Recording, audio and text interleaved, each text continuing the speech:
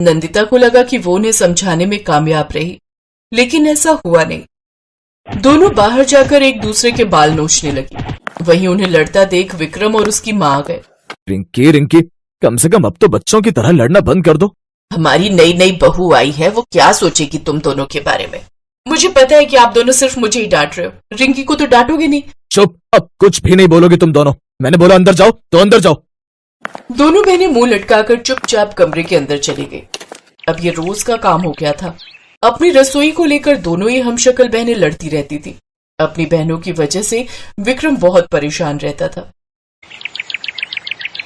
परेशानी होने वाली कोई बात नहीं है, मुझे अच्छी तरह से पता है आप क्यों परेशान है। मुझे समझ में नहीं आता कि इन दोनों का क्या करूं मैं। बहनें होकर आपस में ऐसे लड़ती हैं जैसे एक दूसरे की दुश्मन हो। रिंकी बेचारी सीधी है, उसे सारा काम भी आता है, लेकिन पिंकी, इसे तो कुछ भी नहीं आता, फिर भी लड़ती रहती है। पता नहीं इससे शादी कौन करेगा। शादी से याद आया, अब उन दोनों की शादी की उम्र तो हो ही गई है। पहले आप पिंकी की शादी कर दीजिए। हाँ, मैं पिंकी के लिए लड़का देख रहा हूँ। हो सकता है कल ही पंडित जी लड़के वालों को लेकर आ जाए। विक्रम और नंदिता की बातें चुपके से पिंकी ने सुन ली। अब पिंकी मन ही मन सोचने लगी, आज भैया मुझ पर बहुत गुस्सा हुए थे। अगर मेरी वजह से मेरी शादी ना हुई तो भैया और माँ बहुत परेशान होंगे। मुझे तो चाय तक बनानी नहीं आती, क्या करूं। यही सब सोचकर पिंकी परेशान होती रही, यहाँ तक कि उसे रोना भी आ रहा था खुद पर। वो अपने कमरे में अकेले बैठकर अपनी शादी के बारे में ही सोचती रही। कल लड़के वाले आएंगे और मुझसे ही चाय नाश्ता बनाने को कहा जाएगा। अगर मैं चाय भी ना बना पाई तो मेरी कितनी बड़ी बेइज्जती हो जाएगी। हे भगवान, कुछ चमत्कार कर दो ताकि मेरे भाई और माँ की बेइज्जती ना हो लड़के वालों के सामने। पिंकी की ये सब बातें हमशक्ल बहन रिंकी ने सुन ली। अगली सुबह पिंकी को लड़के वाले देखने आ गए। लड़का किसी कंपनी में बहुत अच्छी पोस्ट पर था, इसीलिए विक्रम वो रिश्ता अपने हाथों से किसी भी कीमत पर जाने नहीं देना चाहता था। बहन जी, आपका बेटा तो हमें पसंद है, बस एक बार आप हमारी बेटी से मिल लीजिए, फिर रिश्ता तय कर देते हैं। उसे सारा काम आता है। उन लोगों की ये सब बातें रिंकी दूर से सुन रही थी और मजे ले रही थी। अभी तो माँ पिंकी की बहुत तारीफ कर रही है, लेकिन थोड़ी देर बाद सच्चाई का पता चल जाएगा और ये शादी टूट जाएगी, क्योंकि पिंकी को तो पानी तक उबालना नहीं आता। तभी रिंकी के पास उसकी भाभी नंदिता आ गई। रिंकी, मुझे तुमसे ऐसी उम्मीद बिल्कुल नहीं थी। तुम अपनी बहन के बारे में ऐसा सोचती हो।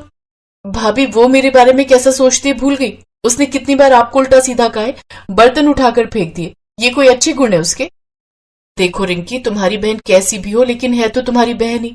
अगर उसका रिश्ता टूटा तो सोच, तेरे भाई को और सासू माँ को कितना दुख होगा। एक अच्छा रिश्ता हाथ से चला जाएगा, और जब किसी लड़की का रिश्ता एक बार टूट जाता है ना, तो पूरे समाज में उसकी बहुत बेइज्जती हो जाती है। उस इंसल्ट को पिंकी बिल्कुल भी नहीं सह पाएगी। एक बहन होने के नाते तुम्हें उसकी मदद करनी चाहिए। थोड़ी देर बाद नंदिता की सास ने पिंकी को आवाज लगाई। अरे पिंकी बेटा, देखो मेहमान आ गए हैं, चाय नाश्ते का इंतजाम करो। अपनी माँ की आवाज सुनकर कमरे में बैठी पिंकी की रूह कांप गई। जी माँ, अभी आई। मुझे समझ में नहीं आ रहा मैं क्या करूं। मैंने तो भाभी को कितना उल्टा सीधा कहा है, वो भी मेरी मदद नहीं करेंगी। खैर, पिंकी डरते डरते रसोई घर में गई तो देखा कि रिंकी ने पहले से ही चाय और ढेर सारा नाश्ता बनाकर रखा था। नंदिता भी वहीं पर थी। घबराओ मत पिंकी, मैंने चाय नाश्ता सब कुछ बना दिया। मुझे तो पहले ही पता था तुझे कुछ बनाना तो आता नहीं, तो मैंने सोचा कि मैं ही बना दूं। मुझे माफ कर देना रिंकी, मैंने आज तक जिंदगी भर तुझे बहुत सताया और आज तूने मेरे लिए इतना सब किया। समझ में नहीं आता तेरा कैसे धन्यवाद करूं। धन्यवाद करना है तो भाभी का करो, मेरा नहीं। उन्होंने ही मुझे ये सब समझाया। भाभी, मैंने आपको कितना सताया, आपको बुरा नहीं लगा क्या? मुझे माफ कर दीजिए अगर हो सके तो।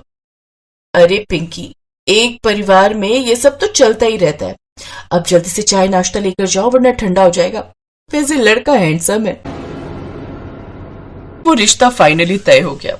विक्रम और उसकी माँ हैरान हो गए कि आखिर पिंकी ने ये सब किया कैसे। लड़के वालों के जाने के बाद उन दोनों को सारी सच्चाई पता चल गई और दोनों इस बात से खुश हुए कि फाइनली नंदिता की वजह से दोनों हमशक्ल बहनों का लड़ना बंद हो गया।